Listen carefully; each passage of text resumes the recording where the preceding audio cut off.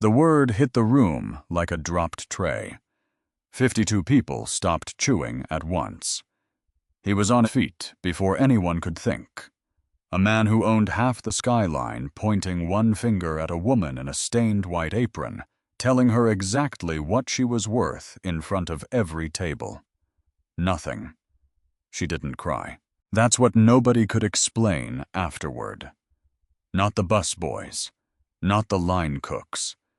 She stood there with the tray still flat against her hip, and she smiled. Small-closed, patient.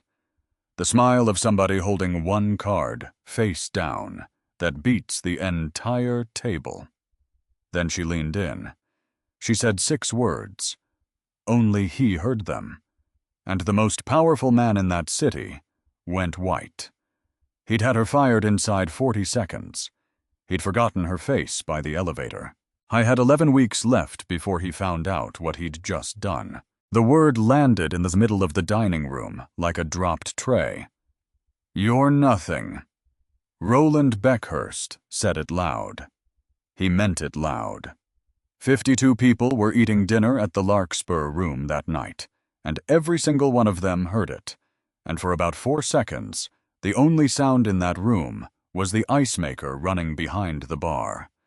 The woman he said it to was standing 3 feet from him, in a black dress and a white apron, and shoes that had been resoled twice. She did not cry.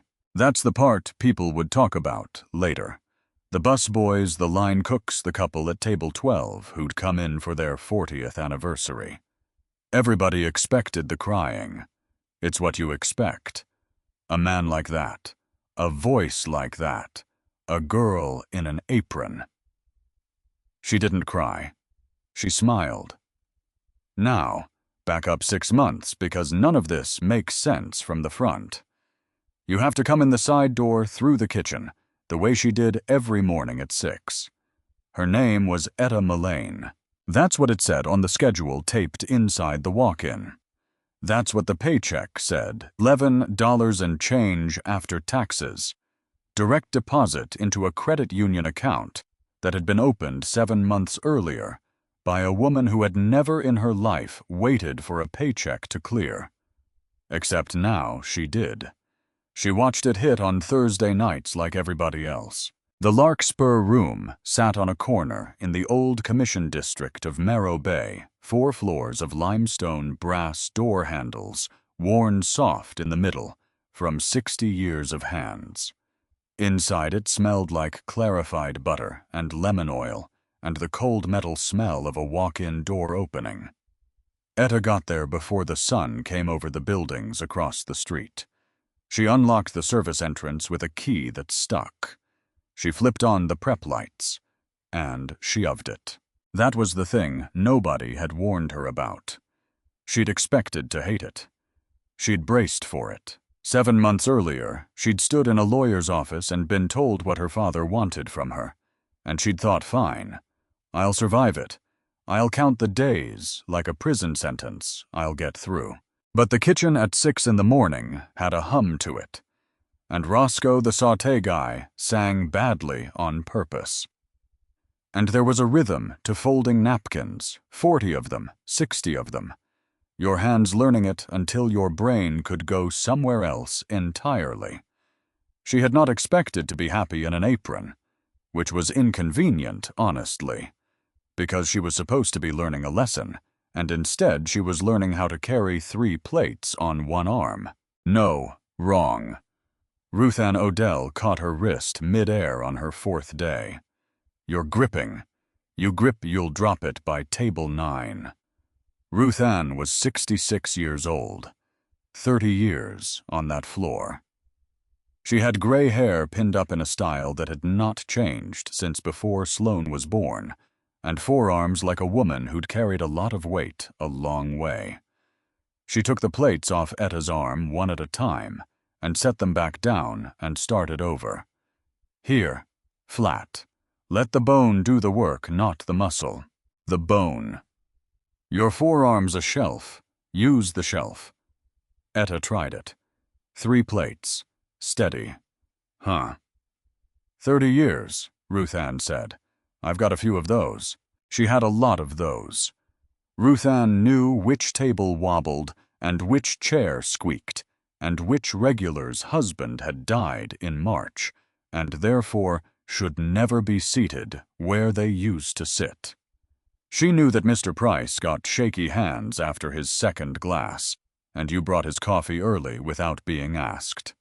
She knew the ice maker made a different noise when the filter was going. And she said one thing in Etta's second week that Etta wrote down that night on the back of a receipt and kept. They were resetting a 6 top after a rough turn. Ruth Ann was squaring silverware without looking at it. "They won't remember your face," she said. "What? The guests. 90% you're a hand that brings things. They won't remember you tomorrow." She snapped a napkin flat. "So you remember them. That's the whole job. Somebody in this room has to be paying attention, and it isn't going to be them." Etta stood there holding a fistful of forks.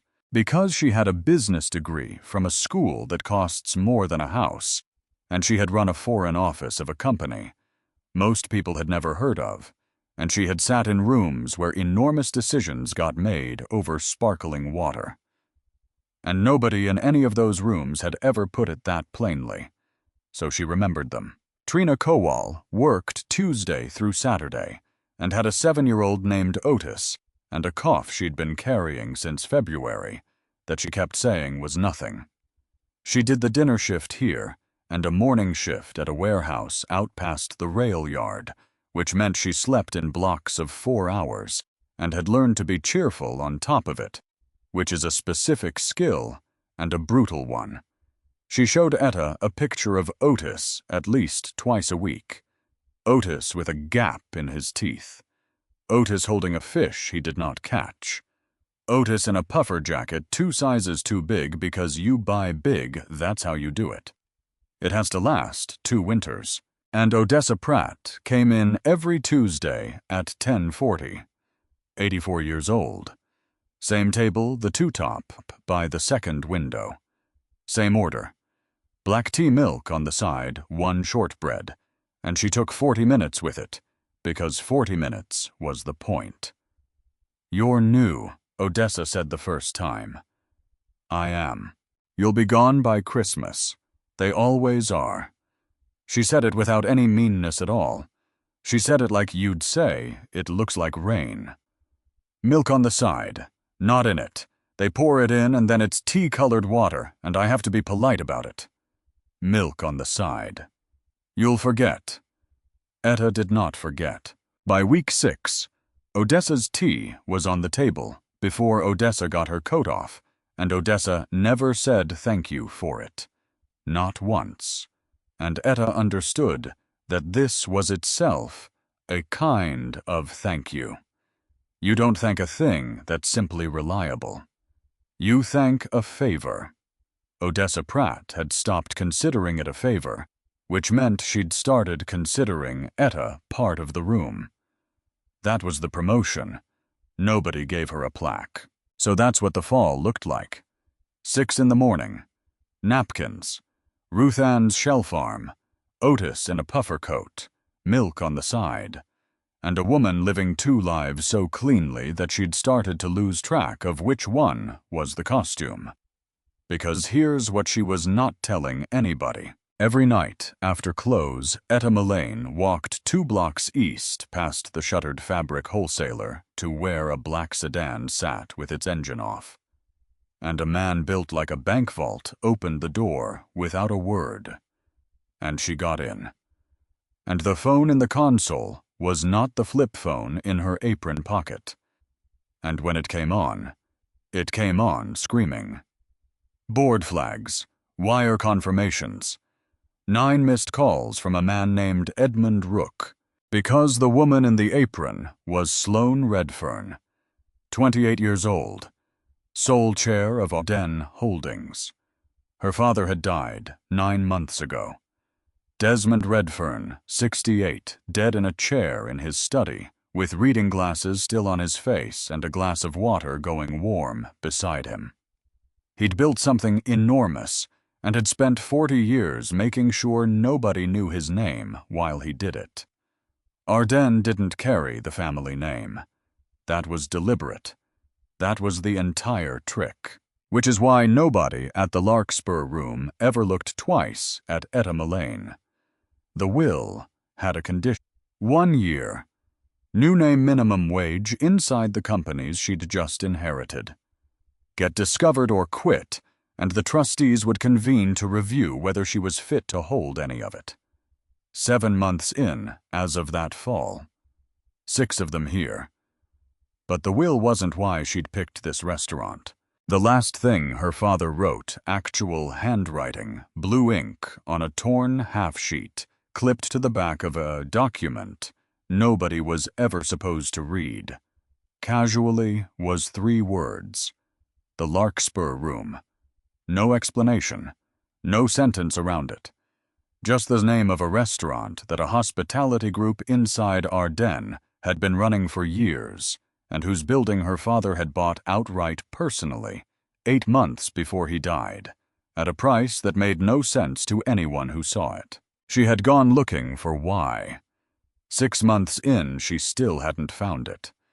And she'd stopped looking as hard as she used to, because somewhere around month 3 she'd noticed she was staying for other reasons, which is a dangerous thing to notice about a life that's supposed to be temporary. Now. The night. It was a Friday in October, and the book was full, and the room was loud in the good way, and Harlan Pike was standing at the podium, doing the thing he did with his tie, which was touch it every few seconds, to confirm it was still there. Harlan was 47, and had been managing the room for 2 years, and he was not a bad man. That's important. He was a scared one. And there's a difference, though the difference gets thinner the longer you look at it. Etta had figured out the wine thing in September. It started as a nothing. A case of the marchand that came in and went out too fast. Then a decanting she'd done herself, a 2014, that she'd poured and tasted a thumbnail of on the line the way you do. And it was right. It was exactly right. And then 2 weeks later, she poured from what the book said was the same case, and it was thinner. Same label, different wine. So she'd looked. Not officially. She didn't have officially not as Etta. She just started keeping the invoices in her head, which she was good at because she'd spent 4 years being trained to hold numbers. And the numbers said Harlan Pike was buying a lower-tier bottling, relabeling the case count in the book, and pocketing the spread. Not enormous. 9, maybe 10,000 a quarter. Enough to make his margins look like a man who deserved to keep his job. She hadn't done anything about it yet, because doing something meant being someone, and she couldn't be someone for 5 more months. Table 7 was seated at 7:15. 3 men. And she knew the one in the middle before she got within 10 feet, because everybody knew that face it had been on the side of buses. Roland Beckhurst, 55. Beckhurst Group, a man who put up towers and put his name on them in a font you could read from the freeway. To his left, a younger man. 34, maybe. Good suit better watch the kind of smile that arrives before it's earned. Dane Whitlock, married to Beckhurst's daughter, which Etta knew from the seating notes, and from a society column she read the way other people read weather reports. She poured the marchand. Beckhurst tasted it, set it down, pushed the glass an inch toward her. This isn't the 14. He didn't look up when he said it. My apologies, sir. I poured it from the bottle you requested. Maybe the sommelier. He waved 2 fingers. Maybe the waitress shouldn't argue with me. That's a 16 at best.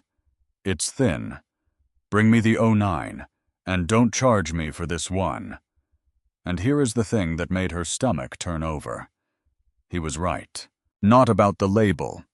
The label said 14, but he was right about the wine, because it was thin, because Harlan Pike had swapped the case, and the only two people in that room who knew it were a billionaire being a jackass about it, and a waitress who couldn't say so. "Of course, sir. Right away." She brought the O9. He grunted, and then he settled in for an hour of the small stuff. He snapped his fingers. Twice, 3 times that dry crack that goes straight up your spine. He called her sweetheart. He sent the fillet back for being a degree past medium rare, while it sat there bleeding onto the plate in a way that said it wasn't. She kept her face still. She'd gotten good at that. At one point, he stepped away to take a call. He stood by the window with his back to the room, and Etta was clearing the table behind him, and she heard his voice change. "No, honey, no, that's fine." Pause. "It's not a big deal. I'll move it." Pause, and something softer than anything he'd said all night. Yeah, put him on." 20 seconds of a man talking to a small child. Genuinely talking. Asking about a school project. Then he hung up. And he turned around, and he was a knife again, and Etta stood there holding a stack of dirty plates, and thought, well, that's worse. Because a monster is easy. A monster you can file. But a man who can do that on the phone and then do this at the table, that's a man who knows exactly which people count. And he's decided. Dessert menus came at 9:40. Etta set them down, and Dane Whitlock leaned in as she did it close enough that she could smell his cologne, and his eyes did a slow trip from her shoes up. "You must have to smile a lot for tips, huh?" A grin. "What else do you do?" She had a response ready. She always had one ready. Something about the pear tart. She never got to it. Because Beckhurst laughed.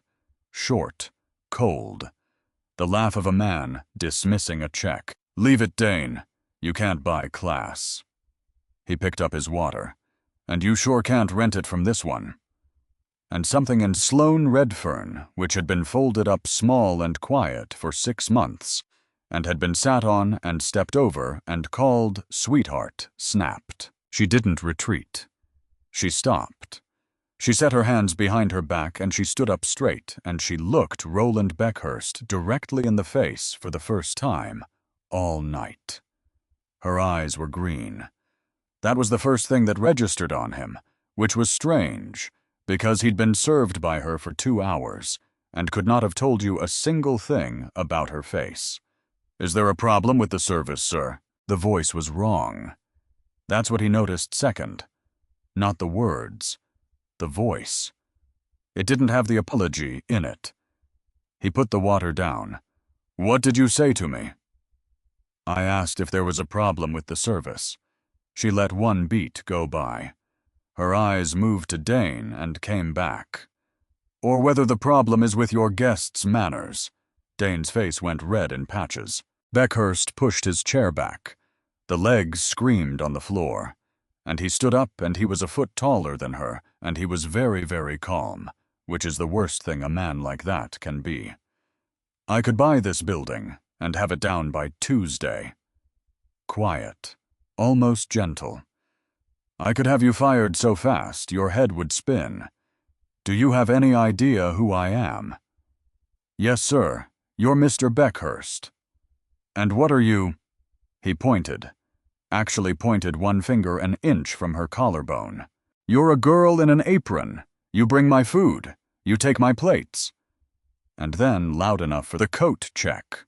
Loud enough for the anniversary couple. Loud enough for a busboy who was 19 and would remember it for 30 years. "Here's your nothing." 52 people stopped chewing. Harlan Pike was already moving from the podium with no color left in his face.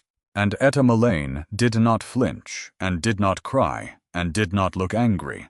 And this is the part that got told and retold in that kitchen for years afterward. She smiled. Small, almost kind. It did not reach her eyes, and it did not need to. It was the smile of a woman holding one card face down that beats the entire table. She tilted her head, and she said it so quietly that only he heard it. "Then why do you work for me?" Beckhurst stared. His brain, that famous brain, that instrument, he'd been renting out at $900 an hour since he was 30, simply stopped. The sentence didn't parse. It was so absurd that it went right through his anger and came out the other side as pure confusion. "What?" He blinked. "What did you just say?" Harlan arrived, sputtering. "Mr. Beckhurst, sir, is there. I am so sorry. She's fired." Beckhurst didn't look at him. He couldn't stop looking at her. "Pike, she's fired. Get her out of here." Of course, sir. Etta. Office now." She broke eye contact first, which he noticed, which he would think about at 4 in the morning for the next several nights, because she broke it the way you set down something you're finished with. She turned and walked toward the back of the room with her spine perfectly straight, and she did not look at him again, and Roland Beckhurst stood alone at his table in a silent restaurant with the strangest feeling he'd had in 30 years. He'd just lost something. He had no idea what. The office was a closet with a desk in it, filing cabinets, old coffee. Harlan was pacing, hand through what was left of his hair. "What were you thinking, Etta? What were you thinking that's Roland Beckhurst, that's not some tourist? He was inappropriate. His guest was harassing me. You're paid to do what the guest needs. I'm paid to bring food." She was sitting in the guest chair with her hands folded, very calm. "I'm not paid to be spoken to like that. I have to fire you." His voice cracked on it. "You know that. I don't have a choice. He demanded it. He could end this place. He could end me." And she looked at him. And for 1 second, Harlan Pike saw something in that woman's face that he could not account for and would never mention to anyone. Not anger. Something older and more tired than that. Something that had already run the numbers on him and come out somewhere sad. "Yes, Harlan, I understand." He sat down heavily. "You're the best server I have. 6 months never late. Never complains. Takes the tables nobody wants." He rubbed his eyes. "Why tonight? Why him? Everybody has a limit." She stood. She unpinned the apron, folded it in half and in half again, and set it on his desk, square to the edge. "Thank you for the opportunity." She was almost to the alley door when she stopped, because there was one more thing, and she couldn't say it, and she was going to say it anyway. "Harlan, the Marchand." He went very still. "Check the case numbers against the invoices from August," she said, "before somebody else does." And she walked out. The alley was warm and smelled like fryer oil and wet cardboard. She stood in it and took the first full breath she'd taken in 6 months. Behind her, the service door opened. Ruth Ann Odell came out with a coat over her arm. Etta's coat, the gray one, off the hook by the mop sink. She held it out. Etta took it. "He's a small man," Ruth Ann said. "He's about 6'3". "He's a small man." Neither of them laughed. It wasn't for laughing.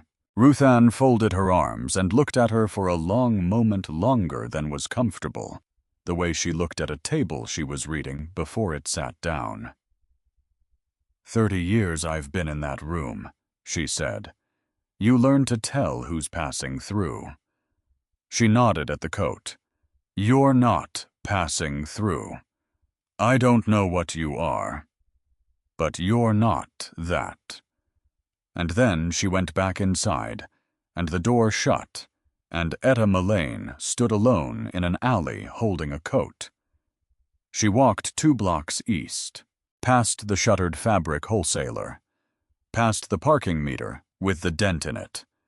The black sedan was where it always was, engine off, lights off, sitting in the dark like something patient. The driver stepped out and opened the rear door. "Evening, Ms. Redfern." "Evening, Hollis." She got in. Leather. Cool air. The door closed with a sound like a vault, and the last of Etta Mullane came off her like a coat she was done with, and what was left was so tired she could barely hold her head up. The car pulled into traffic. She reached into the console and took out the second phone, the encrypted one, and thumbed it on. It lit up like a switchboard. Board flags. A wire authorization from a subsidiary in a port city she'd never visited. An urgent from Edmund Rook, marked twice.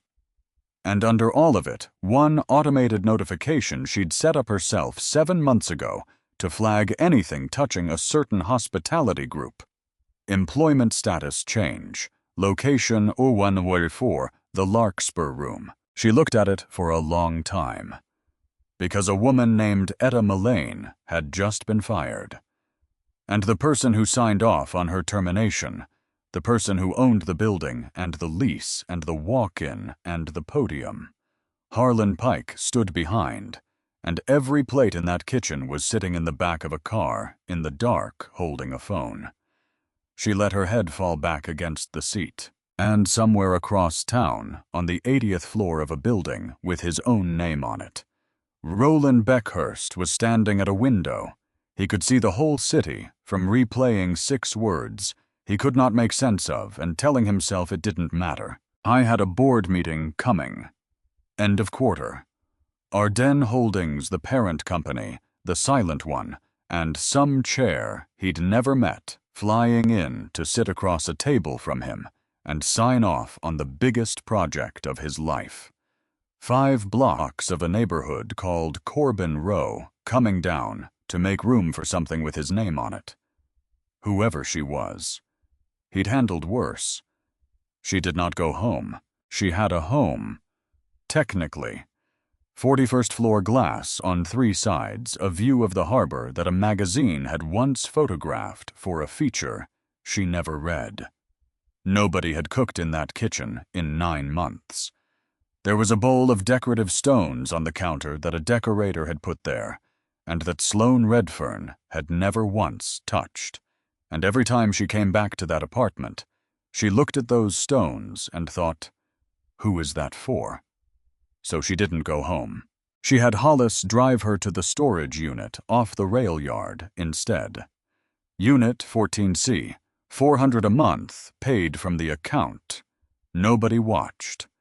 Because there was a box in there she'd been avoiding for 7 months. Her father's desk broken down. 2 chairs. 9 cartons of paper that the estate people had labeled MISC personal, which is the phrase institutions use for a man's entire interior life. She sat on the concrete floor under a fluorescent tube that buzzed and opened cartons. Now, here's what she was actually looking for. Not sentiment.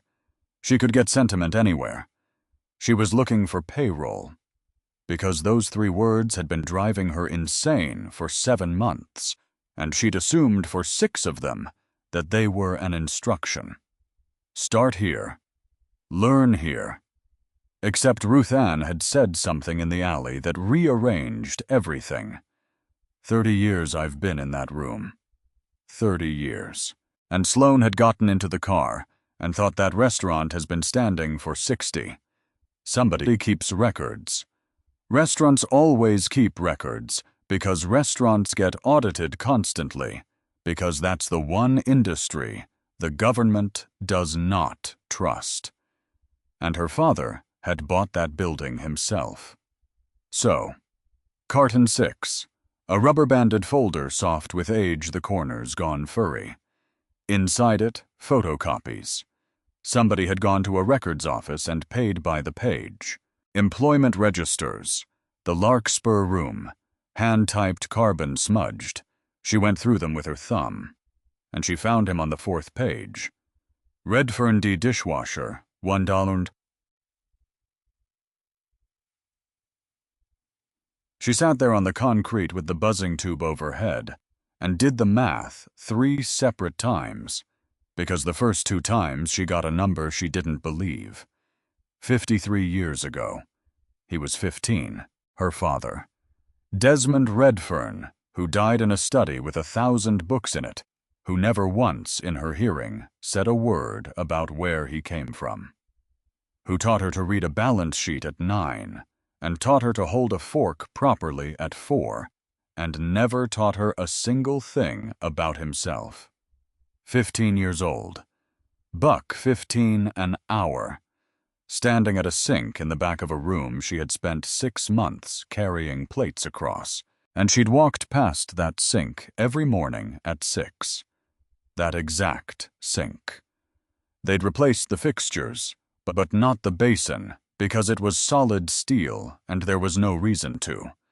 Her hands were not steady. She called Edmund Rook at 4 in the morning, and he picked up on the second ring because he always did, because he was 68 years old and had not slept properly since her father died. Sloane. He washed dishes there. A pause. Not a confused one. A careful one. "Ah," Edmund said, and she went very still, because "ah" is not what you say when you're hearing something for the first time. Edmund. Yes. How long have you known? 40 years. She stood up. She didn't decide to. Her body just did it. You let me spend 6 months. He instructed me not to tell you. Very quiet, very British, and very tired. That was the whole point, Sloane. He didn't want you to go there knowing. He wanted you to go there and then find out. In that order. A breath. Come to the office. I'll make tea, and you can be furious at me in a chair instead of a storage unit. How do you know I'm in a storage unit? Because I know you, he said, and hung up. The office was on the 9th floor of a building Ardennes didn't own, which was deliberate. Everything about Edmund Rook was deliberate. He was already dressed at 4:40 in the morning. Of course he was.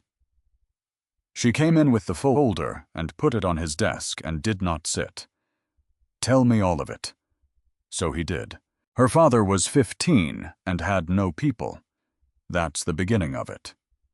Whatever happened before 15? Edmund didn't know either, and had learned in 40 years not to ask. He got a job washing dishes at a restaurant on a corner in the Commission District. And he was good at it. And he was quiet.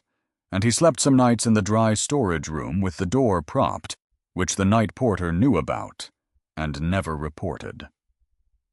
And there was a woman, Edmund said. What woman? He never gave me a name. He turned his cup a quarter turn on the saucer. A server, older than him. She fed him. That's how he put it. Not sentimental about it. He said there was a woman on the floor who made sure I ate, and I never paid her back, and by the time I could have, I couldn't find her. Sloane sat down, finally. He bought that building 8 months before he died. He did. For roughly 40% over market. He did. Edmund. She pressed her fingers against her eyes. Why didn't he just... He had 300 people who find people for a living. He could have found her in an afternoon. Edmund was quiet for a moment. I asked him that. And he said, Edmund, if I find her, I'll write her a check. He set the cup down. And he said a check would let me off. She didn't say anything to that, because she knew exactly what her father meant, and she hated that she knew. So he bought the room instead, Edmund said. The whole room. Every job in it. He couldn't find one woman, so he bought the floor she'd stood on and put it in the hands of the only person he trusted to understand what it was for. He didn't tell me what it was for. No. A small dry smile. He was not a generous teacher. He was an effective one. There is a difference, and it cost him a great deal, most of it with you. Now, the will. Everyone always wants the will part. So here it is, and it's shorter and meaner than people think. Desmond Redfern left her everything. All of it. Ardennes Holdings entire, which is a company most Americans have never heard of, and which owns things they touch every day. With one condition. 1 year. A different name. Minimum wage inside the companies. No security beyond a driver, no assistance, no cushion. Get through it, and the trustees release control absolutely. Get discovered before the year is out, or quit, and the trustees convene to determine fitness, which is not a coin flip. That's the thing people misunderstand about trustees. They're not a jury. They're 7 cautious professionals who are personally liable, and when a 28-year-old comes before them, having failed the one instruction her father left the safe vote is obvious, and the safe vote wins. She'd started 7 months ago. 6 months of it in that restaurant. 5 months to go. There's something else, Edmund said, and reached into a drawer. He put a single sheet in front of her. Blue ink. That handwriting. Not the half sheet she'd already seen.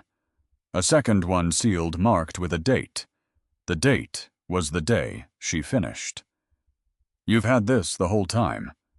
Yes. What does it say? I don't know. It's sealed. He looked at her over the top of his glasses. 5 months, Sloane. She looked at that envelope for a long, long moment. Then she pushed it back across the desk. Keep it! Which is the exact moment she decided she was going to finish. Not for the money. She'd never once thought about the money. And nobody ever believes that. For the envelope. By 9 was somebody else. Not Etta. Not the tired thing in the back of the car. She was the chair. She sat in a conference room she'd only used 4 times, and she said, "Bring me everything Ardennes holds that's under active development, and I want it by weight, not by summary." Because there was a thing bothering her. Beckhurst. 8 months ago, Ardennes had bought his debt. All of it in one silent transaction when his rivals had him by the throat over a bad play in a southern market. Ardennes hadn't taken him over. Ardennes had saved him and become his majority shareholder, and Roland Beckhurst had spent 8 months telling people his new owners were a bank with no opinions. She wanted to know what she owned of him. The file came up on a screen at 11:15. Halcyon Yard, 5 blocks, mixed use, 2 towers, retail podium, subterranean parking. And she read the first page and thought, fine, that's a project, that's what they do. And she got to page 4, which was the parcel map. Corbin Row. She knew the name. She knew the name because she'd heard it in a kitchen, because Trina Kowal had said it maybe 200 times over 6 months. Corbin Row. The bus is faster from Corbin Row. We got a new bodega. Corbin Row, Otis's school, is 4 blocks from the apartment. Sloane put her hand flat on the table. Pull the tenant schedule. Chair, the tenant schedule is 900 pages. Pull it. They pulled it, and she went through it herself alone for 4 hours, because she was not going to let an analyst do this, because she did not want anybody watching her face. Kowal T Unit 14C, Bellamy Block. 2 occupants. 2 occupants. Trina and Otis. A 7-year-old with an inhaler on his nightstand, and a coat bought 2 sizes big, so it lasts 2 winters. She kept going. Odell R., Unit 6A, Cheswick Terrace, 1 occupant. Tenancy commenced. She read the date twice. 19 years.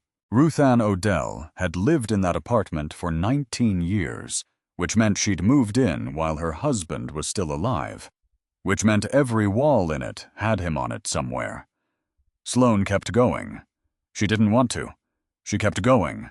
And on page 640, Par ATO Unit 2B, Cheswick Terrace, 1 occupant, tenancy commenced, 46 years. Odessa Pratt, 84 years old. Black tea milk on the side, 1 shortbread 40 minutes, same table, by the second window. Every Tuesday, since before Sloane Redfern was born. 46 years in 1 apartment. Relocation offer per schedule, $11,200. Sloane sat back in her chair in an empty conference room 70 floors above a city and put her hand over her mouth, because here's what she was actually thinking, and it wasn't noble, and it doesn't flatter her. She was thinking I poured that man's wine last night. Marchand decanted 40 minutes to breathe. She had carried it to him on a tray she'd polished herself, and she had stood there while he told her it was thin, and he was celebrating. That's what that dinner was. That's why Dane Whitlock was smirking, and why there were 3 of them, and why the check came to $1,100. They were celebrating. And the thing they were celebrating was going to put Odessa Pratt on a bus with a suitcase. He didn't see me, Sloane thought. And then worse, he doesn't see her either. And then worst, the one that actually got her, the one that came up from underneath like cold water, neither did I.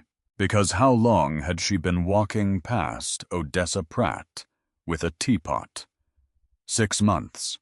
And she'd never once asked that woman where she lived. Not once. She'd learned the milk. She'd learned the shortbread. She had congratulated herself privately on learning the milk. She'd been so proud of herself for remembering the tea. So she stopped being proud of herself, and she started working. The next 3 weeks, she learned things. Not corporate things. She already had corporate things. She'd been raised on corporate things the way other children are raised on cereal. She learned tenant law. She sat with a legal aid attorney named Persis Vaughn, 6'2", 29 years in housing court. An office with a window that didn't open, and she said, "I'm a consultant. I need to understand relocation." And Persis said, "Sure, honey. Everybody's a consultant." And then Persis taught her the gap, which is the simplest and cruelest arithmetic there is. The relocation offer gets calculated against the rent you currently pay, which for a woman who's been in a stabilized unit for 46 years is almost nothing, which means the offer is almost nothing. And the rent you're being relocated into is the rent today. So the longer you've stayed, the less you get, Sloane said. Now she's got it. That's backwards. That's how it's written most places. Persis didn't even look up. Loyalty's a liability. 46 years in a building means you've paid for that building 4 times over, and you'll walk out with less than a kid who moved in last spring. It's not a loophole. It's the design. And she learned about community land trusts, which she had heard of the way you've heard of the pancreas. Persis drew it on a napkin. The residents collectively own the ground. A nonprofit holds the land in trust permanently. Buildings can be developed, renovated, even built new, but the ground underneath can never be flipped, and the resale is capped by formula forever. So a developer can still build. A developer can absolutely still build, Persis said. They just can't build on top of people. They have to build with them at the table. Turns out that's the part they hate.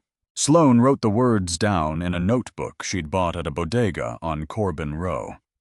And then she sat in the dark in an apartment with decorative stones in it, and thought about walking into a room as herself. God, she wanted that. She wanted it so badly, she ran the scene 4 or 5 times. Kill Halcyon Yards with a phone call. Fire Roland Beckhurst before lunch. Watch his face do what her face had been doing for 6 months. Except if she did that, she was discovered. Condition broken.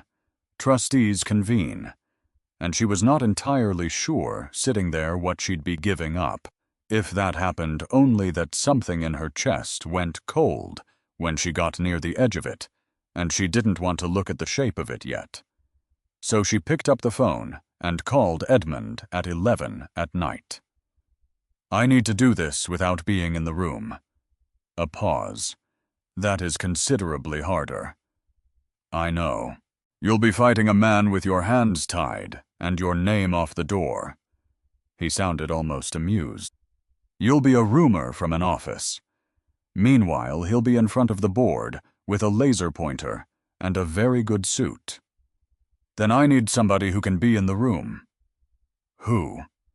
And Sloane Redfern looked at her own reflection in 41 floors of glass, holding a bodega notebook with the words Community Land Trust written in it, in handwriting that looked exactly like her father's. "People who live there," she said. "Freeze the demolition budget," she told him. "Not the project. The demolition line only pending audit chair's authority, effective immediately." Because she wanted him angry. Because an angry man moves fast, and a man moving fast leaves a trail. And somewhere in 900 pages, there was a number that was going to be wrong. She could feel it. She just hadn't found it yet. And she wasn't going to find it in a conference room, and she wasn't going to find it in an audit, and no analyst on the 9th floor was ever going to find it either. 2 days later, a woman named Etta Mullane knocked on a door in Corbin Row with a bag of groceries she claimed were on sale, and Trina Kowal opened it and burst into tears before either of them said a word. Trina cried for about 90 seconds and then apologized for it for about 4 minutes, which is a ratio that tells you everything about her. I'm sorry this is stupid. You're the one who got fired. Trina. And I'm standing here bawling in my own doorway like a lunatic. Trina, let me put the milk down." She let her put the milk down. The apartment was small, and it was immaculate, which is a specific kind of immaculate you only see in homes where somebody has decided that if they can't control anything else, they will control this. 14th floor, Bellamy Block.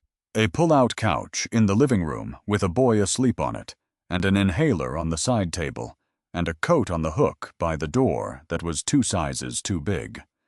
Otis was 7, and had a fever, and had been sleeping since 4. "It's just a cold," Trina whispered, filling a kettle. "It's just he gets it every fall. It sits on his chest." "How long?" "A week." A pause.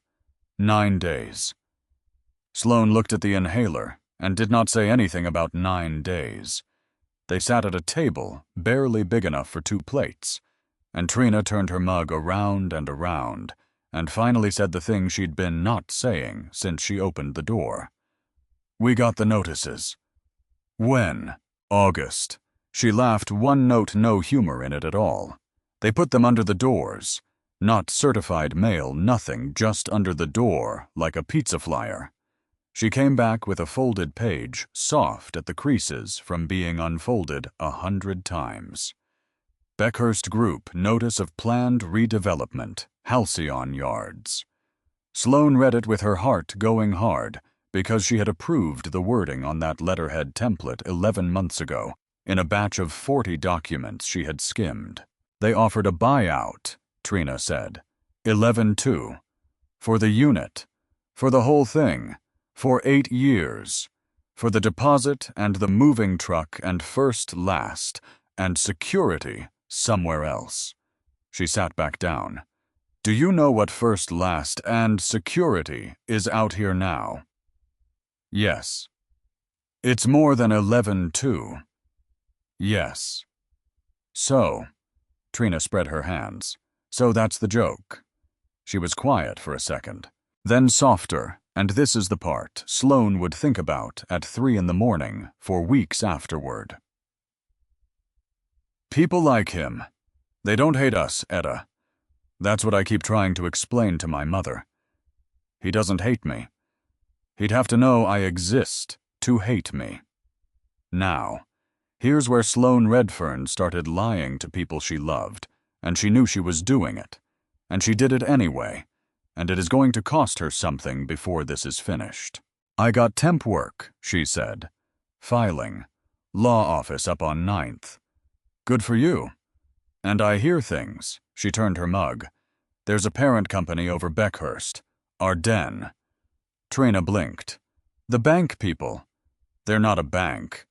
Everybody says they're a bank. They're not. Sloane kept her voice level. They own him. Majority. And there's a chair some woman she froze the demolition money. As of Tuesday.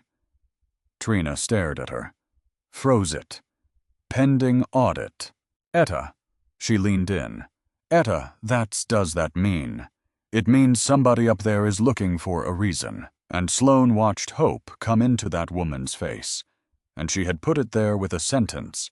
And she had never in her life felt more like a fraud than she did in that kitchen at 9 at night. Because she was the somebody up there. And she couldn't say it. So she sat there and let her friend believe in a stranger. The community meeting was on a Thursday in the basement of a church on Corbin and Vance. Folding chairs.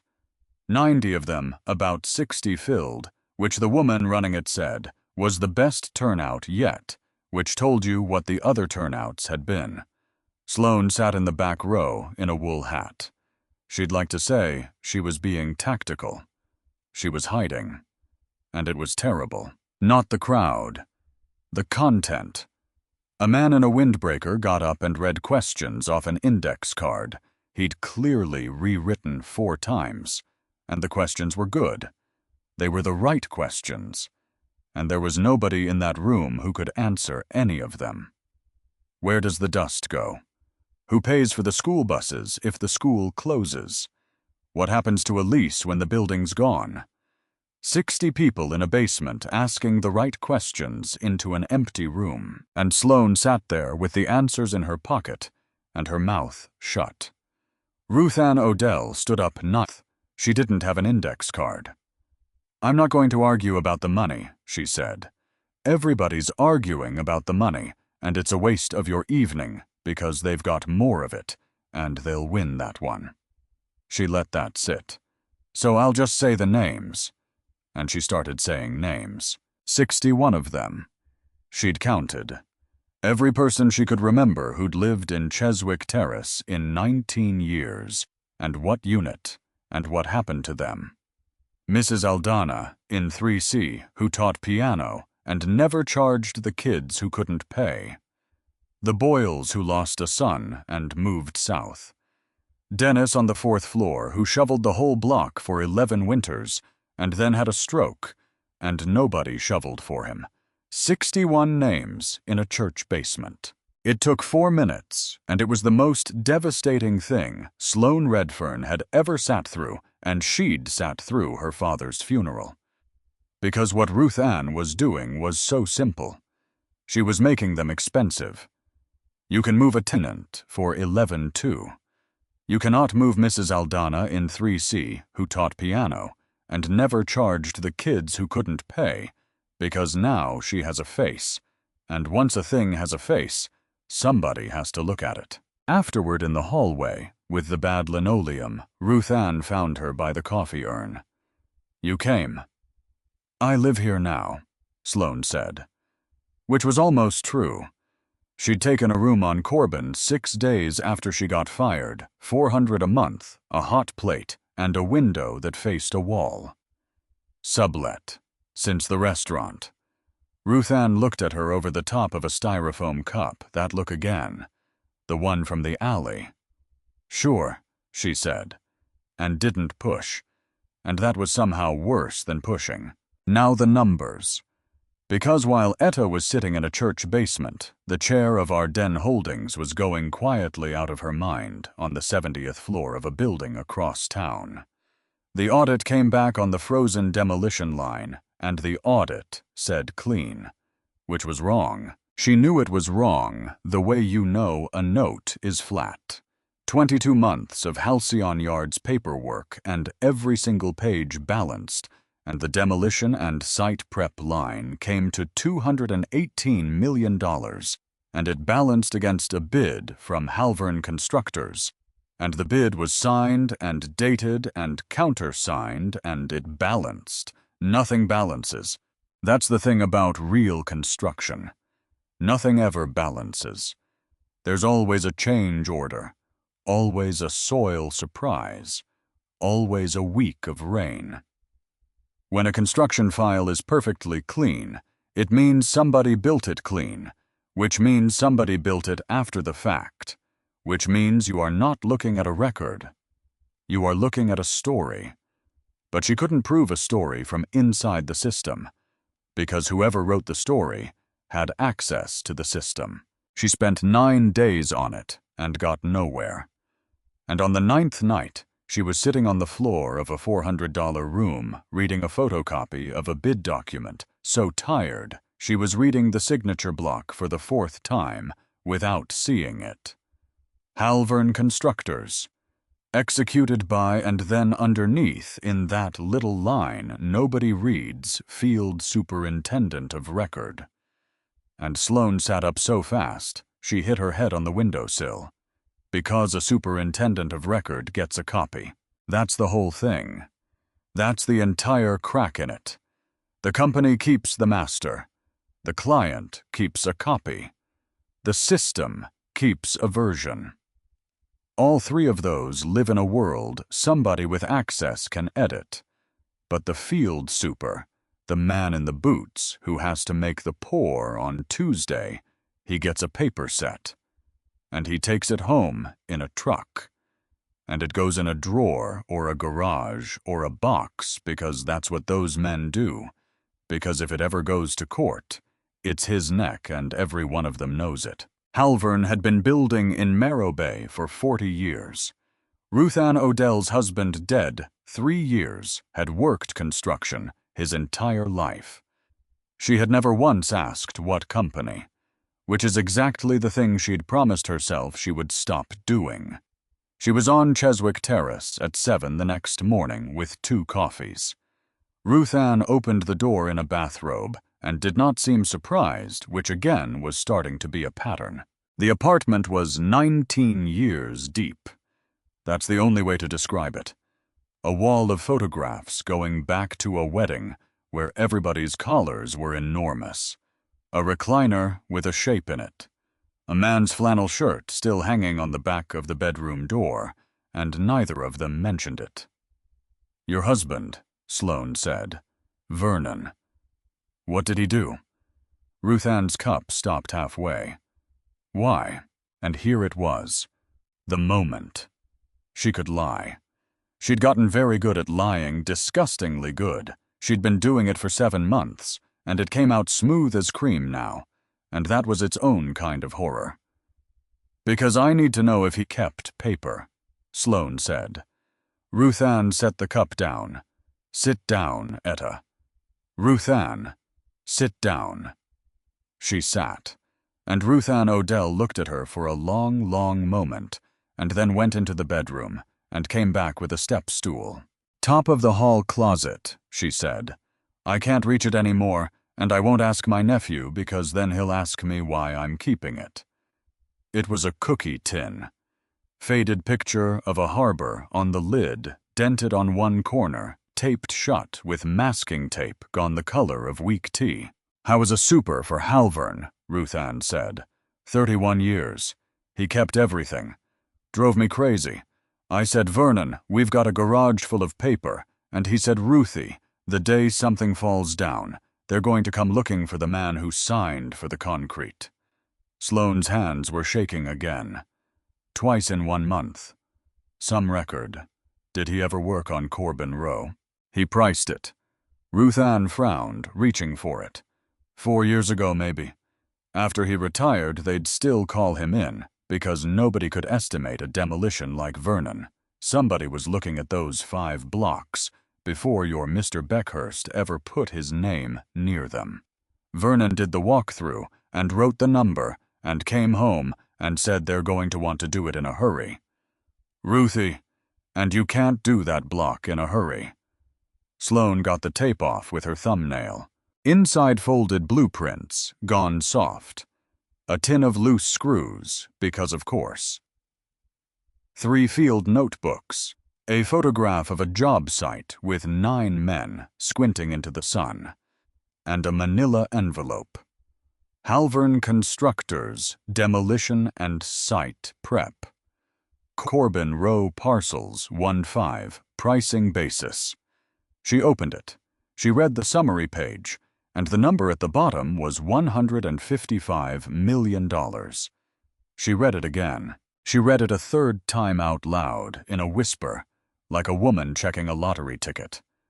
Because the file on the 70th floor said 218. Same scope, same 5 parcels.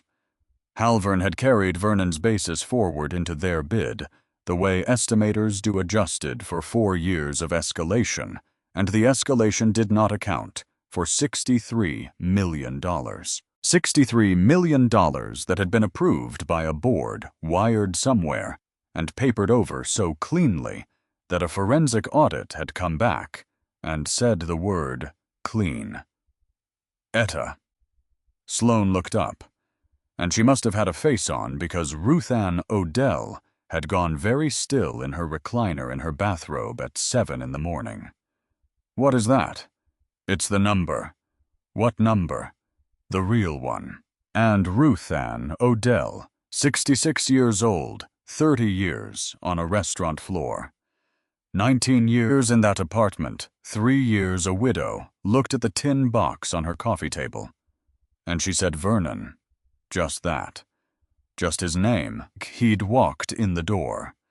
Then she took her glasses off and pressed the heel of her hand against her eyes and said, "That son of a gun. That son of a gun kept it." Here's what nobody in that apartment knew. 3 weeks earlier, a junior associate in Edmund Rook's office, 26 ambitious, 400,000 in debt, from a law degree had been offered $90,000. Not for documents, not for files, for 2 things: the chair's calendar, and 1 clause out of a private trust instrument. He'd said no the first time. That's worth saying. He said no. And then the man who asked him, polished 34 married, well said the only sentence that works on a person like that. It's not information. It's scheduling. So by the middle of October, Dane Whitlock knew that the chair of Ardennes Holdings was a woman who had spent 7 months working somewhere under another name, and that there was a line in her father's will that turned her into nobody the day it came out. He didn't need to beat her. He just needed her to say her own name in front of enough strangers. Beckhurst came to the community meeting on the 14th. He came in like weather. 2 black cars, a woman with a clipboard, and a videographer with a shoulder rig, and Sloane sat in the back row in her wool hat and felt her stomach turn over. Because she understood immediately. This wasn't negotiation. This was footage. He'd brought checks, not a fund, not a program. Physical checks, $3,000 each hardship assistance, and a stack of forms to sign to receive them. Sloane knew what was on page 2 of those forms before she saw them. Waiver of standing. Sign here for $3,000 and you agree not to be a party to any future action regarding this parcel. And people started getting up. That's the part that hurt. Because you sit in your seat and you think nobody's going to take that. And then a man with 2 kids gets up because $3,000 is $3,000 and it is November. Odessa Pratt got up too. But she didn't get in the line. 84 years old. She got up out of a folding chair with both hands on the seat in front of her, and she walked to the middle of the floor, and she stood there in a coat with a brooch on it. "I've lived at Cheswick Terrace," she said, "for 46 years. Her voice was thin. The room went quiet for it anyway. My husband died in that apartment, in the front room. April of, ma'am. Dane Whitlock, smiling, moving in with a hand half-raised gentle as a man herding a goose. Ma'am, we're going to have a comment period at the, I'm making a comment, at the end, and we've got a lot of folks here waiting on their assistance checks. I am 84 years old, Odessa said, and I have waited my whole turn. Ma'am. And he put his hand on her elbow. That's all he did. He put his hand on her elbow to steer her the way you'd move a chair. And Odessa, a Pratt, stopped talking. Not because she chose to. She stopped because a stranger touched her arm in a room full of her neighbors, and something went out of her. And she looked down at the floor. And in the back row, a woman in a wool hat stood up. Every reason not to was screaming, because there were cameras. Because Dane Whitlock had eaten dinner 9 feet from her face. Because there were 4 months and change left, and if one man in this basement recognized her, 7 trustees convened, and Corbin Row went flat, and every person in this room lost their home because she couldn't sit still. Because sitting still was the whole job. Sitting still was the entire assignment. She stood up anyway. Take your hand off her. The room turned. Dane's hand came off Odessa's elbow like the woman was hot. Excuse me. She had the floor. Sloane walked up the center aisle. Slowly. Hands empty, hat on heart, going like a hammer. You interrupted an 84-year-old woman to hand out checks, and you touched her. And there's a camera running, so let's all be really sure about what we want on tape. The videographer, God bless him, kept rolling. Beckhurst turned around. And here's the thing about Roland Beckhurst. He looked right at her. Full face, 12 feet fluorescent light. And nothing happened. Because in his mind, he'd never met a woman. He'd met an apron, and the apron wasn't here. And you are, I live here. Everyone here lives here. Amused. Turning back. That's rather the point of the page 2. He stopped. What? Page 2 of your assistance form. She said it to the room, not to him. It's a waiver of standing. You sign that you take $3,000 and you agree you're not a party to anything that happens to this block for the rest of your life. She turned to the man with 2 kids who was holding a pen. Sir, read page 2, that's all. Just read it before you sign it. The man read page 2, and then he put the pen down on the table very carefully, the way you put down something that turned out to be sharp. And so did the woman behind him. Sloane got Odessa into a chair. Her hands were cold. Somebody brought her a coffee she didn't drink. Beckhurst left inside 4 minutes. The cars pulled out. But Dane Whitlock stopped in the doorway of that church basement, and he turned around and looked back across 90 folding chairs at a woman in a wool hat helping an old lady into a seat. And he stood there a half-second too long, because he'd heard that voice before. He knew he had. He couldn't place it yet, and it was going to bother him all the way home. And at 11 o'clock that night, he was going to sit up in bed in the dark and say out loud to nobody the restaurant. And then he was going to pick up his phone at 3 minutes past midnight and send a note to a scheduling coordinator at Beckhurst Group. Full media capture at the Ardennes Quarterly. Bring the shooter, and find out who else we're allowed to bring in the room. Roland Beckhurst did not sleep the night before. He would have told you that was normal. He'd have told you sleep was a tax on the ambitious, and he'd have said it with that little half-smile, and it was mostly true. Except this was different. Because at 2 in the morning, he was standing in his kitchen in a robe drinking water he didn't want, and the thing running in his head was not the presentation. It was 6 words. Then why do you work for me? Which meant nothing. Which was the babble of a girl who'd cracked. He'd had her fired inside 40 seconds, and by any measure he had won that exchange comprehensively. So why was he awake? He put the glass down. Because a man does not lie awake over a victory. The elevator popped his ears. He hated that. 90 floors in about 40 seconds, and he had to work his jaw like a tourist, and this was the exact reason he'd capped his own tower at 80. Slower cars, gentler ride. He'd fought the engineers for it. Ardennes had built theirs faster on purpose. The doors opened directly into the boardroom. No reception, no lobby, no moment to fix your tie. He'd never seen that before in his life. And the room. The room was a weapon.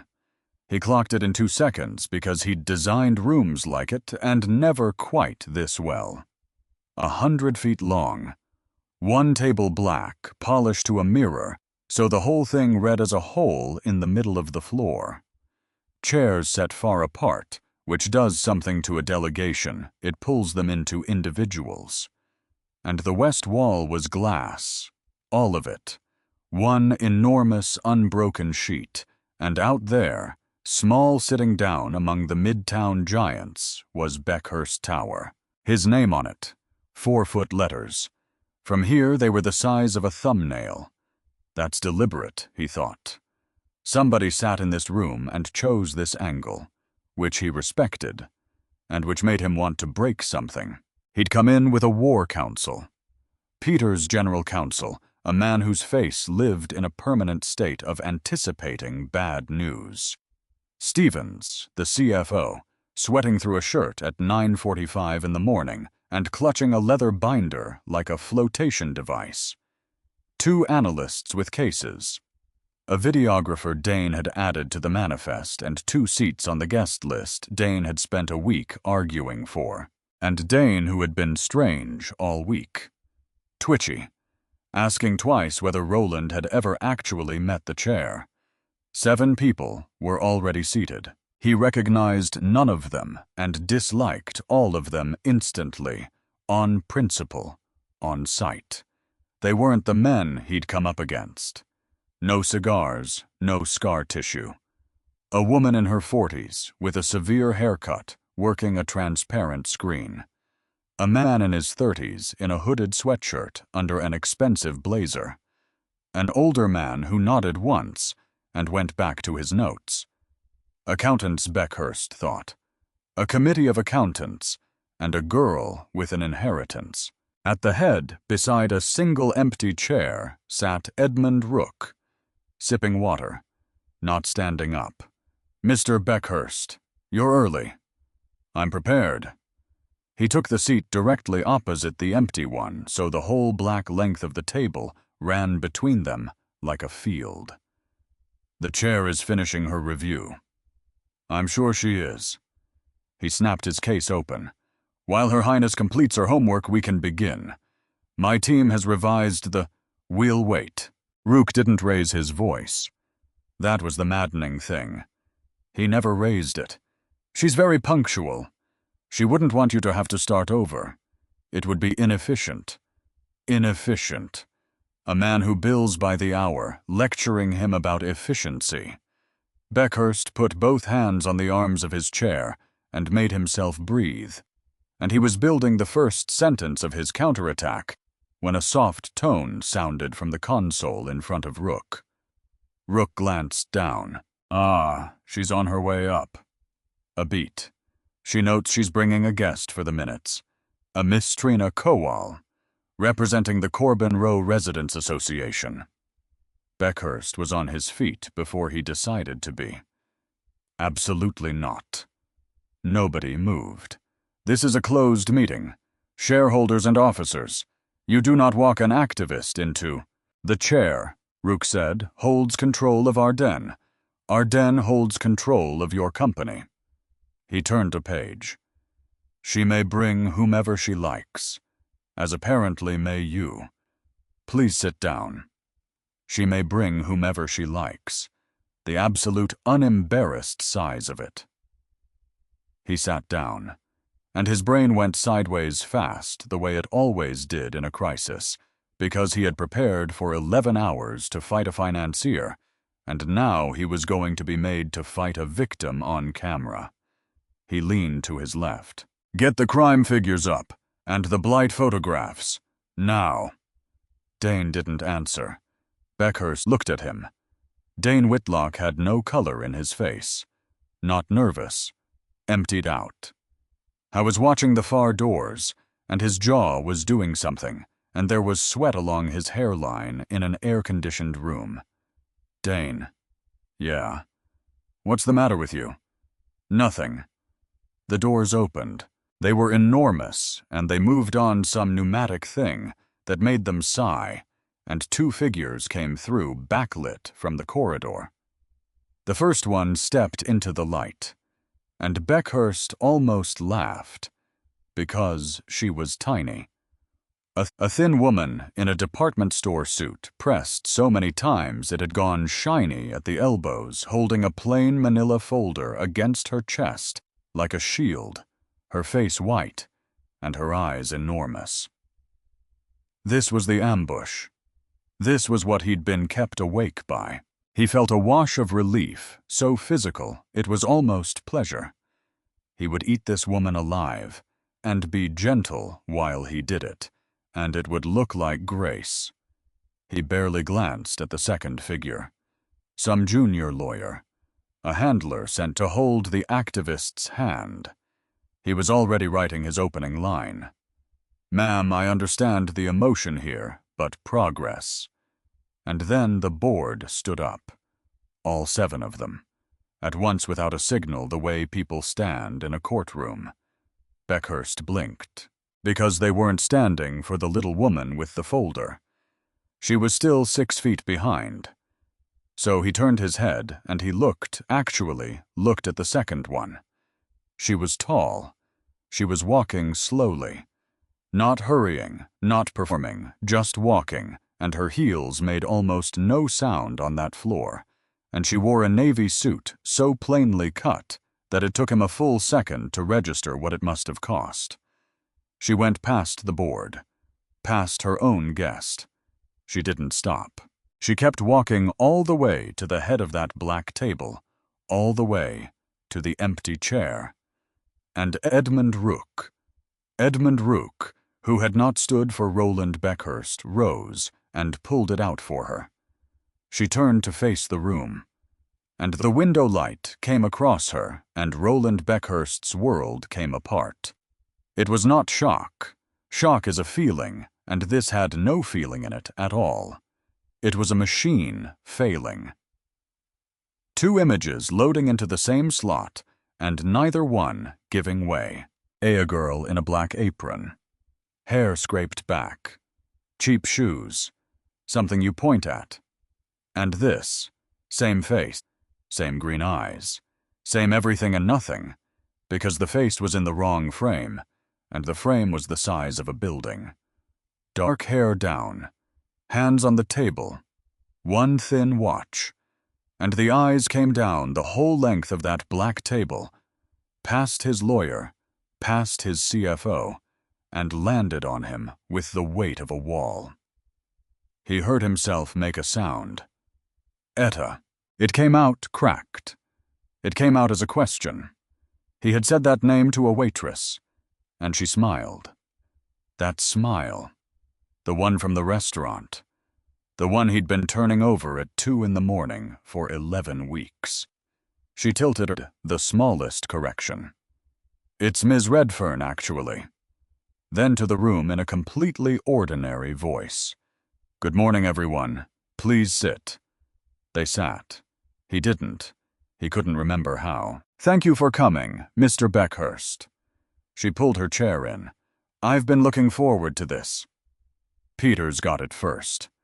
Beckhurst watched his own general counsel look at the little brass plate on the table, S. Redfern chair, and lose every bit of color he had. "No," Beckhurst said. His voice didn't work right. "No, you were a waitress. I had you fired." "You had Etta Mulin fired," she said. "That's correct." She was a server, and her employment was terminated at your request. She said it like correcting a date in a footnote. I'm Sloan Redfern. I chair Ardennes Holdings. Ardennes is the majority holder of Beckhurst Group. A pause exactly 1 beat long. I sign the checks that pay your salary, Mr. Beckhurst. You'll be addressing me today. She gestured at his case. You have the floor. You came to defend Halcyon Yards. Please, tell us how you're saving Corbin Rowe. His hands would not open the latches. That was the humiliating part. Not the words. His hands. He'd shaken a president's hand with these hands, and they would not work, 2 brass catches, and Peters reached over to help, and Peters was shaking too. Allow me, she said. Not an offer. She touched the console, and the screen at the end of the room came alive, and it was not his deck. It was a photograph of a sleeping boy, 7 years old, gap in his teeth, asleep on a pull-out couch with a blanket pushed down around his waist, and on the side table beside him, in focus an inhaler. This is Otis Kowal, she said. He's 7. His mother gave me this photograph and asked me to use it.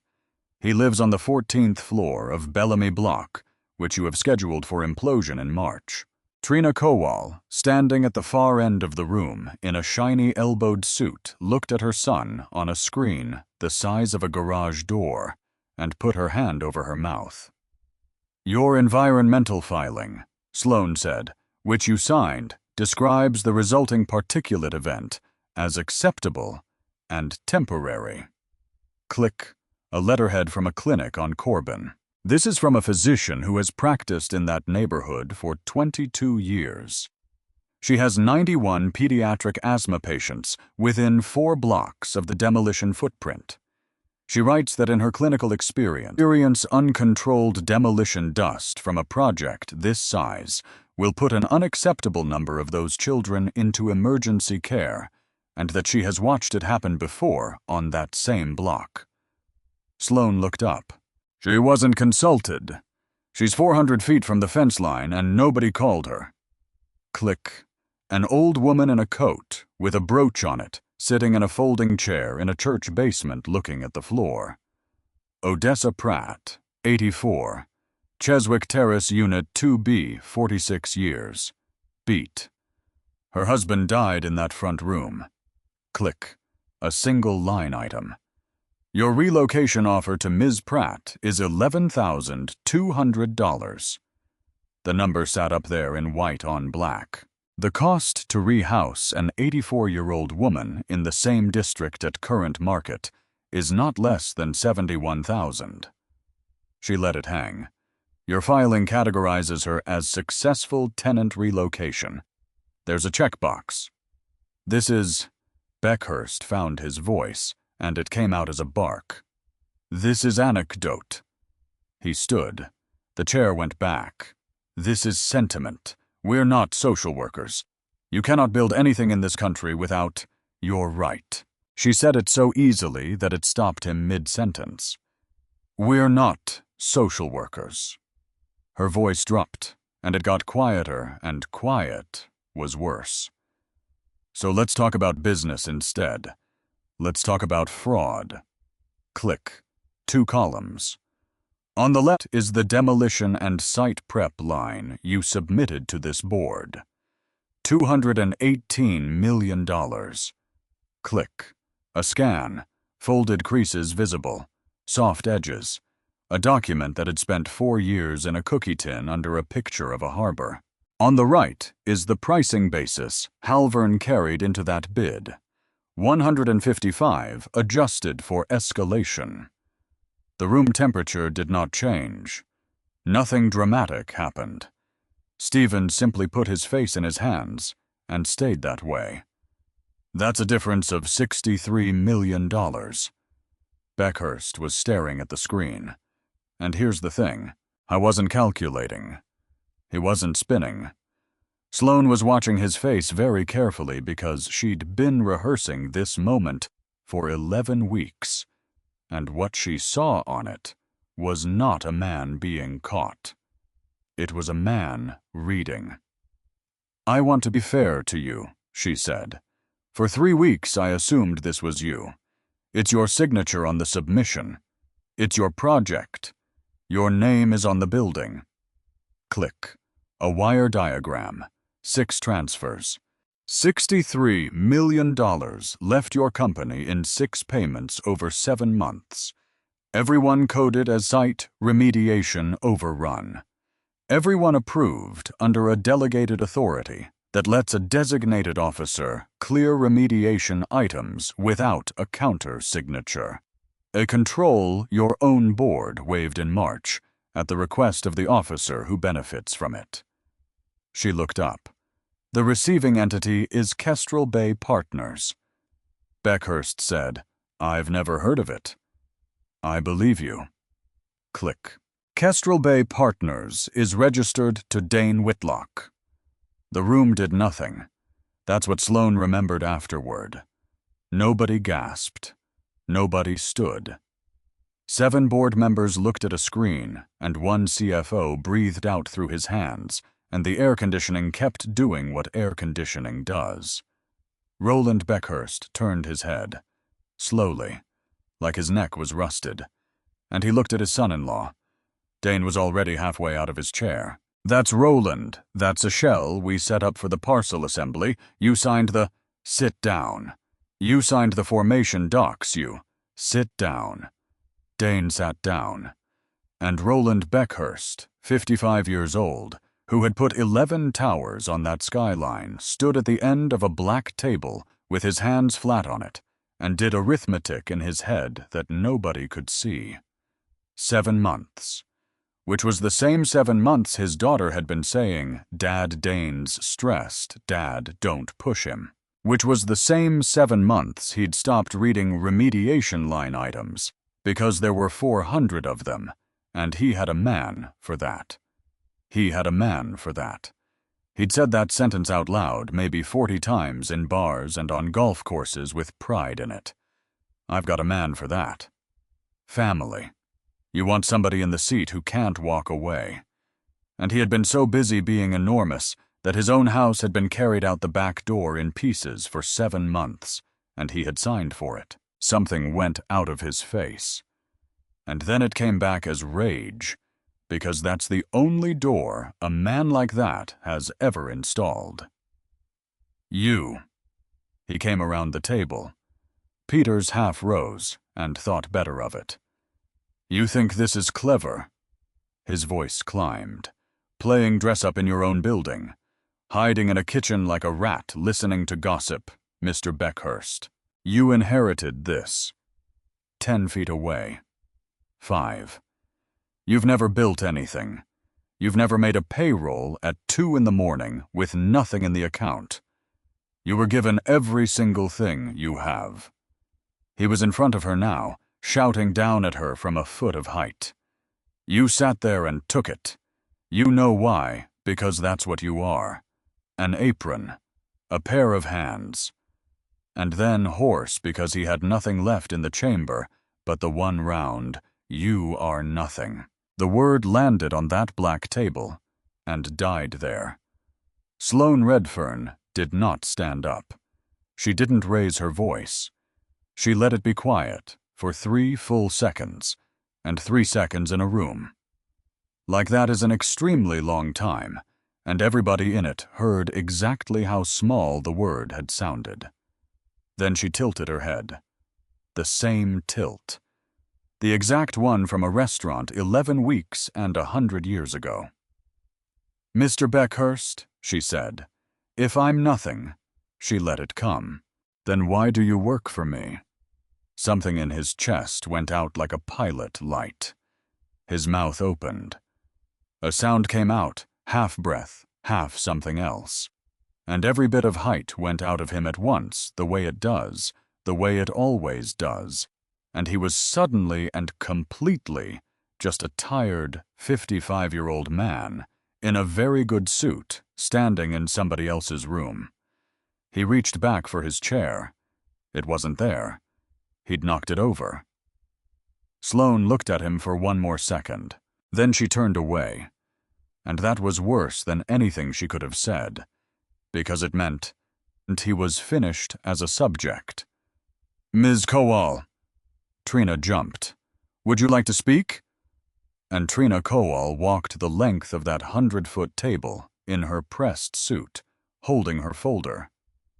Past 7 board members and a broken man, and she stopped, and she put the folder down on the black glass. Plain manila on obsidian. It looked like a paper plate at a state dinner. She looked at Beckhurst. "You don't remember me?" He didn't answer. "I worked a fundraiser 2 years ago. I handed you a glass, and you told my supervisor my hands were clammy." A beat. I got written up. Nothing from him. "We're not blight, Mr. Beckhurst. We're not eggs." Her voice was shaking, and she used it anyway. "We're school aides and nurses and waitresses. We're the people who make a city worth building in." She opened the folder. "This is a counter-proposal. We're not asking you to stop." She turned a page around so the board could see it. Community Land Trust. The residents hold the ground under Corbin Row permanently through a non-profit. You keep development rights on parcels 4 and 5. You build your tower. It's smaller, 31 floors instead of 48. The historic frontage on Corbin gets rehabbed instead of leveled, which qualifies for preservation credits your team didn't model. She looked up. Your own numbers run honestly come out lower over 5 years and higher over 20. Because nobody has to be relocated. Because relocation is the most expensive line in your budget, and you priced it at $11,002 because you assumed we'd take it. Silence. Then the man in the hooded sweatshirt leaned forward and said, "Where'd you get the preservation credit model?" "From a woman named Persis Vaughn, who's been doing housing court for 29 years, Trina said. "For free. In an office with a window that doesn't open." Sloane Redfern sat back in her chair and let herself feel for about 4 seconds something almost like joy. Because this was the whole point. This was the thing her father had been trying to hand her with a torn half-sheet of paper and a year of her life. Power isn't the wrecking ball. Power is who gets to be in the room when somebody decides where to swing it. "I'm calling the vote," she said. And she did. Motion 1 to reject Halcyon Yards as submitted. Unanimous. Motion 2 to adopt the Corbin Row proposal as the framework and to seat a resident oversight board with a paid chair. Trina Kowal made a small sound and pressed both hands flat against her mouth. Unanimous. Motion 3. Sloane's eyes went to the end of the table. To remove Roland Beckhurst as chief executive of Beckhurst Group effective immediately, and to authorize a full forensic referral to federal prosecutors regarding $63 million in transfers to Kestrel Bay Partners. She paused, with a note in the minutes that the chair does not currently believe Mr. Beckhurst to be the beneficiary of those transfers. Rook's eyebrow moved a 1/4 inch. Nothing else on him did. All in favor? Unanimous. The doors opened. 2 men in quiet suits came in and stood one on either side and did not touch him. "Mr. Beckhurst, this way, sir." He had to bend down and pick up his own briefcase off the floor. He got to the door and turned around because they always turn around. He wanted her to look at him. Anything. Contempt would have been fine. But Sloane Redfern was leaning toward Trina Kowal with a pen in her hand, saying something about architects, and the 2 of them were bent over a manila folder on a 100-foot table. He was already gone from the room. The doors closed. 9 floors down in a hallway with a phone against his ear, Jane Whitlock was already talking. "How fast can you file it?" A pause. "No, listen to me. Listen. She was undercover 7 months. There's a condition in that will, and she just broke it, in front of a room with a camera in it. My camera, my shooter, my guest list, 11 outside bodies, who all heard her say her own name. He was walking fast. And I've got a witness who can put her in an apron. He hit the elevator button with the side of his fist. She's not the chair, he said. As of about 9 minutes ago, she's a 28-year-old woman with no job. The petition landed at 4:11 that same afternoon. Sloane was still in the boardroom. That's the detail she'd remember. The chairs hadn't been pushed in. There were coffee cups leaving rings on the black glass. Trina had gone home 2 hours ago to tell her son the building was staying up. And Edmund Rook came in with a phone in his hand and did not sit down. They've filed. Who has? Whitlock. He set the phone on the table.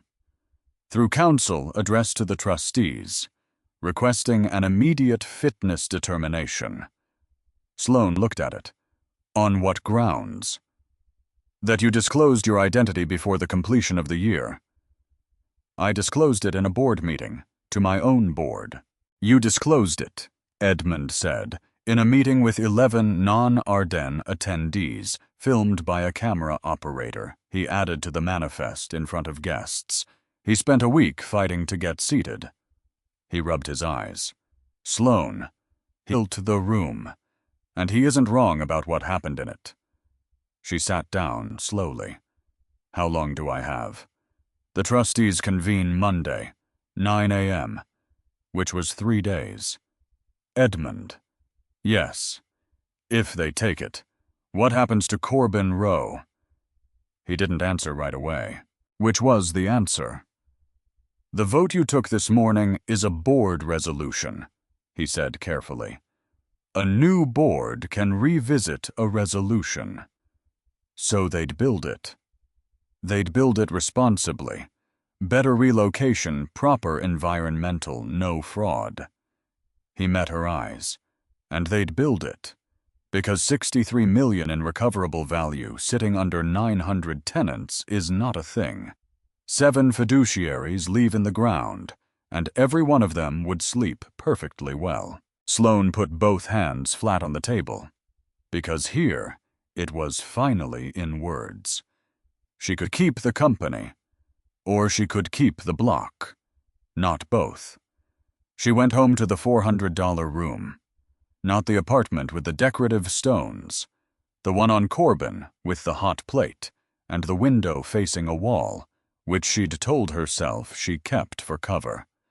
That was a lie. She'd known it was a lie for weeks. She sat on the floor with her back against the bed. And here's what went through her head in order, and it isn't dignified. First, I could fight it. Because she had the best firms in the country on retainer, and a document that was arguably unenforceable, and 12 months of litigation would freeze everything, including the trustees, including any new development, including, except no. Because 12 months of litigation freezes Corbin Rowe, too. Nothing gets built, and nothing gets protected, and every tenant in that footprint sits in limbo for a year, with a demolition notice in a drawer, and Odessa Pratt is 84. Odessa Pratt is 84. Second, I could go to Ruth Ann. Tell her everything. Have somebody to what? To sit with. To make it hurt less. She actually caught herself doing that. Reaching for a woman in a bathrobe on Cheswick Terrace, so somebody would put a hand on her arm. And she stopped hard, and thought, oh. You do not go to a 66-year-old woman whose home you might be about to lose, and ask her to comfort you about it. Which is when she understood what her father had actually been teaching her for 7 months. Not humility. Everybody says humility. She'd assumed humility. He'd been teaching her what it costs. Because you can learn to see people. That part's easy. That part takes about a month with a good trainer and a bad shift. The expensive part comes later when seeing them means giving up something you actually want. And what she wanted was in a drawer on the 9th floor. A sealed envelope with a date on it in blue ink in that handwriting. The last thing her father would ever say to her, and the only way to get it was to finish the year. If she signed what she was about to sign, she was never going to read it. She sat on that floor until 3 in the morning. Then she called Edmund and said, "Wake up Persis Vaughn." They worked all day Saturday and all day Sunday in an office with the blinds down. Because there was one thing she could still do, and the window on it closed at 9 o'clock Monday morning. She was still chair. Until the trustees ruled, she held the authority absolutely. Every signature valid. Every transfer executed. So she conveyed it. All 5 parcels. The ground under Corbin Row into the Corbin Row community. Land trust in perpetuity with development rights on parcels 4 and 5, reserved for a build that would have to be negotiated with a resident board that could not be dissolved. Persis read the conveyance 3 times. "You understand what you're doing?" "Yes." "No, I need you to say it out loud, because in about 9 hours, somebody's going to ask me if you were of sound mind." Persis put the pen down. "This ground is worth $63 million, and you're handing it to a non-profit with $400 in a checking account. Will it hold?" "They'll sue." "Of course they'll sue. They'd be negligent not to." Persis tapped the page. "But a trust conveyance isn't a resolution somebody reverses at a meeting. To take this back, they have to go to a judge and prove the transfer itself was improper, and that takes years, and that's the entire reason this instrument exists. People built it because they'd watched every promise ever made to a neighborhood evaporate the second the person who made it left the room." She looked up. "So, Monday morning 7 trustees are going to look at this, and it is going to be by a wide margin the single best argument anybody could make that you are unfit to run a holding company." Sloane looked at the papers. "Yes," she said, "it is." And she signed. Sunday night, Cheswick Terrace. Ruth Ann made tea because Ruth Ann made tea, and they sat in the front room under 19 years of photographs. Sloane told her. All of it. The name, the will. The year, the restaurant. The 15-year-old dishwasher named Desmond Redfern, who slept in the dry storage room, and the tin box and the conveyance, and Monday at 9. Ruth Ann didn't interrupt once. When it was over, she sat with her hands around a cup she hadn't touched. "I knew you weren't right," she said. "I want that on the record. You said that in an alley. I've been saying it since your 2nd week." She set the cup down. "Nobody folds napkins like that. You folded them like somebody trying very hard to be good at something for the first time in her life. Girls who need the job don't fold like that. They fold fast." Sloane laughed. It came out wrong and turned into something else halfway. And Ruth Ann Odell looked at the window for a while. Then she said, "I have to tell you something, and I'm going to do a bad job of it." "Okay. 30 years ago, there was a boy at the Larkspur." Sloane went still. "Not your father. Long after him." She was picking at the arm of the chair. "I was 36. I'd been on the floor 6 months. Prep kid 16, maybe 17. Quiet one. And there was money missing out of the office 3 weeks running, and they decided it was him." "Was it?" "No. Flat. Immediate. It was the night manager. I knew it was the night manager because I'd seen him at the safe on a Tuesday. And there is no reason on God's earth for anybody to be at that safe on a Tuesday." She stopped. "And I was 36 years old with a husband on unemployment, and I'd been at that job 6 months. The room was very quiet, so I didn't say anything. Sloan didn't move. They walked him out the back. He was crying. He kept saying it wasn't him over and over, and he had a paper hat still in his hand, and I stood at the pass with a plate in each hand, and I watched. Ruth Ann's voice didn't crack. That was somehow worse. And I never learned his name. 30 years. I couldn't look him up if I wanted to. She finally looked at Sloan. So don't you tell me you don't know what it costs to speak in a room where everybody else is quiet. I know exactly what it costs. I've been carrying the receipt for 30 years. Sloan said, Ruth Ann, I'm not finished. She stood up.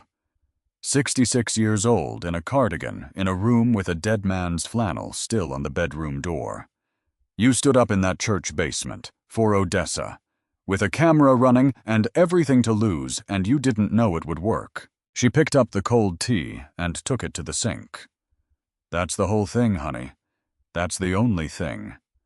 Whatever they do to you, a Monday morning, you did the one thing I didn't do, and I have been waiting 30 years to watch somebody do it. Monday, 8:40 a.m. Sloan Redfern did not go to the trustees' offices. She went to the 80th floor of Beckhurst Tower. The security desk didn't know what to do with her. Her name wasn't on anything anymore. In the end, a woman escorted her up because nobody wanted to be the one who said no. The office was mostly empty. They'd already taken the art. 2 men from a moving company were rolling a cabinet onto a dolly, and Roland Beckhurst was standing at a window in a sweater. She'd never seen him in a sweater. He turned around. Come to watch. No, because you're welcome to. There's a chair. He gestured. There wasn't a chair. He noticed. There was a chair. She stood. And here's the thing about what she did next, which she'd thought about for 2 hours on the subway, with a folder in her lap and nothing in the folder that could threaten him. She had no leverage. None. She'd signed the ground away Saturday. She'd be out of the company by 10. She could not offer him a settlement, a job, a lawyer, a phone call. She had at that moment less institutional power than the woman at the security desk, so she couldn't trade. Which meant she had exactly one thing left, and it's the cheapest thing in the world, and almost nobody ever spends it. She asked him a question. When did you stop reading the remediation line? He blinked. What? There are 400 line items a quarter. You used to read all of them. Everyone I talked to says the same thing, that you were the one who caught the errors, that you were famous for it. She kept her voice completely level. When did you stop? Roland Beckhurst opened his mouth, and then he didn't say anything for a long moment, and something happened in his face that she had not planned for and could not have. March, he said, of last year. My daughter had the baby in February. He looked back out the window. And Dane came to me in March and said, Roland, you're going to be a grandfather. Let me carry some of it. Let me carry the small stuff. He laughed. 1 syllable. Nothing in it. And I was so pleased. And then Sloan Redfern did the only thing she'd come to do.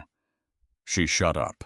She stood in a stripped office and let a 55-year-old man talk, and she did not fill the pauses. And she did not agree or disagree, and after about 90 seconds, he sat down on a packing crate because his legs wanted him to. He talked for 11 minutes. Nobody had let him talk for 11 minutes in about 20 years. That's not sentimental. It's just what happens to men who get very large. Everyone in the room is waiting for the sentence to end so they can execute it. Nobody is listening. Listening is a thing you do to people. You need something from. And he'd spent 2 decades making sure he needed nothing from anybody. And somewhere in minute 9, he said it. Not as a confession. He said it the way you say a thing you've been chewing on alone. He knew about the will. Sloane's chest did something. Say that again. Dane, he knew about your condition. The year. Beckhurst was looking at the floor. 3 weeks before that meeting, he asked me if I'd ever met the chair of Ardennes face to face. Twice he asked. And I said no, nobody has. That's their whole shtick. And he said, he stopped. He said that's about to change. 3 weeks before. Give or take. And then he spent every day of those 3 weeks on the guest list. Beckhurst looked up. I thought he'd lost his mind. Fighting Rook's office over seats. Adding a camera crew to a board meeting. I told him nobody films a board meeting. And what did he say? He said we want a record. Sloane stood very still. Mr. Beckhurst, how did he know I was undercover 3 weeks before I told anyone?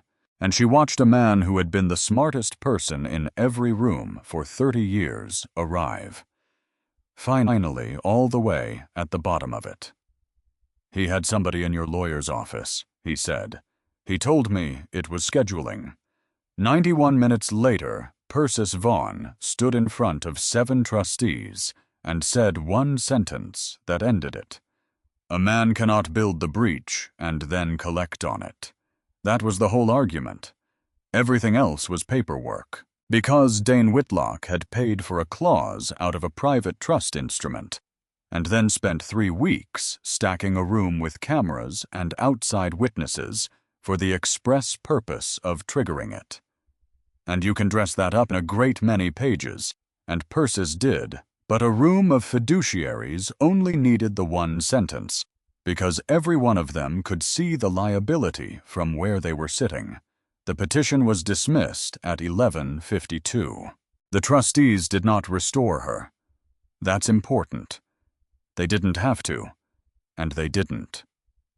What they ruled was that the condition had not been validly triggered, which meant the year was still running, which meant Sloane Redfern was still chair, and still had 4 months and 11 days to go, and had on Saturday given away $63 million of ground. They noted the conveyance. They asked her about it. She said she'd do it again. 3 months later, 6:15 in the morning, and the sun wasn't over the buildings across the street yet, and the prep lights were on in the kitchen of the Larkspur room. Harlan Pike was gone. He'd resigned in November, 3 days after somebody checked the August case numbers against the invoices. I was managing a steakhouse 2 towns over now, and was by every account much better at it, which happens more often than people think. Ruth Ann Odell was on the floor with a 19-year-old named Priya, who'd been on for 4 days, and was gripping. No, wrong. She caught the girl's wrist mid-air. You're gripping. You grip, you'll drop it by 9. Sorry. Don't be sorry, be flat. Your forearm's a shelf. The shelf. Use the shelf. At the service door at 6:20, Edmund Rook was standing in an overcoat with his hat in his hand, looking deeply out of place, holding an envelope. Blue ink. That handwriting. 41 days, he said. I could keep it another 41 days. Or you could take it now, and I'd never tell a soul, and there is nobody left alive who would know the difference. Sloane looked at it for a long moment. Then she took it, and folded it once, and put it in the front pocket of her apron. 41 days, she said. And Edmund Rook, 68 years old, put his hat on, and went back out into the cold, smiling in a way he'd have denied under oath. At 10:40, the door opened, and Odessa Pratt came in with her coat over her arm, and sat at the two-top by the second window, same as she had for the last 46 years. A number that was going to keep going up now. Black tea. Milk on the side. 1 shortbread. It was on the table before she got her coat off. She didn't say thank you. And the woman who set it down went back to the station with the envelope in her apron pocket and picked up a stack of napkins and started folding. Slow. The way somebody folds who is trying very hard to be good at something. This story is a work of fiction.